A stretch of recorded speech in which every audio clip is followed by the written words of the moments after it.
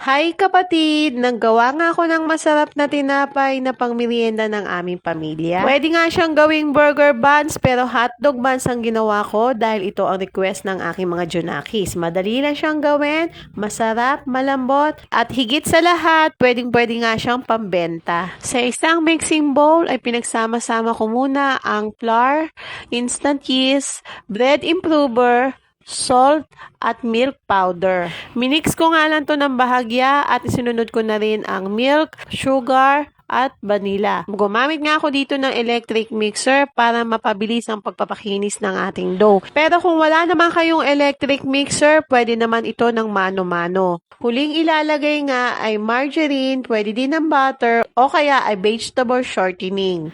After nga mapakinis ang dough, ay hinati-hati ko na to. Pwede kayong gumamit ng timbangan para pare-pareho ang size ng tinapay. Pagkatapos ko nga hati-hatiin, ay isa-isa ko naman siyang binilog at pinalat ng bahagya at nirol. Pwede kayong gumamit ng roller sa pagplat. Pwede din naman ang ginagawa kong mano-mano.